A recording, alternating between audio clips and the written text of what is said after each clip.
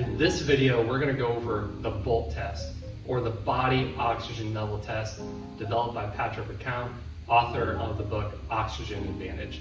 This test is essential for athletic performance because it's going to help us determine relative breathing volume during rest and give you a good measurement of when you might induce breathlessness during physical activity. Before you perform this test, you want to make sure that you're adequately recovered. You don't want to do physical activity before doing this, then perform the test. Make sure that you have a good 10 minutes worth of rest, practice some nasal breathing, then you can perform this test. So to perform the test, you're going to breathe in through your nose, take a deep breath of air in, then you're going to pinch your nose, blocking airflow to the lungs. Then you're going to see how long you can hold your breath until you have the slightest urge to breathe. Here's an example of the BOLT test. So you're going to breathe in through your nose, then you're going to pinch your nose, hold your breath, make sure that your lips are sealed and the tongue is on the roof of your mouth. You want to hold your breath for as long as you can until you have the urge to breathe.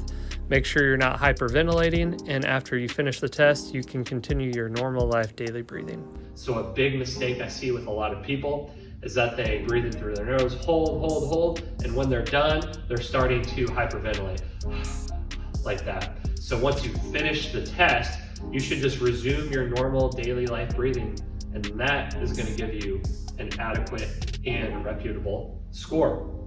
So what's a good score? What's not a good score?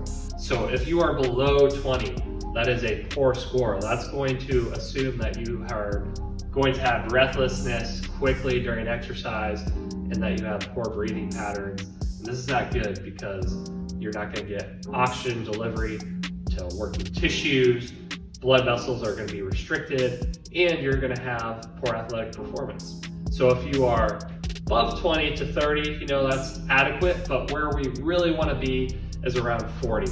That's going to be where we're going to have our best peak athletic performance at. So remember, breathing is very important. So if we don't breathe right in our normal daily lives, we're not going to breathe well as we perform.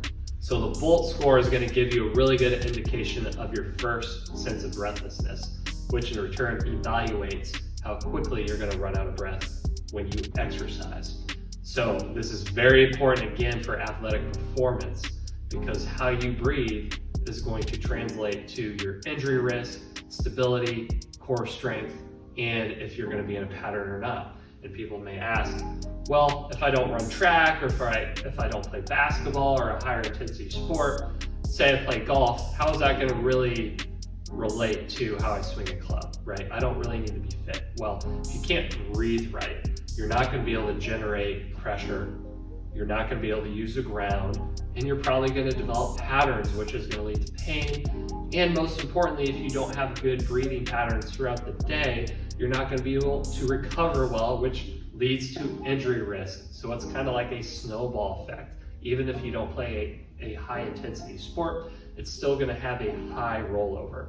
So try this test out, see where you're at. It's very important that we improve this test.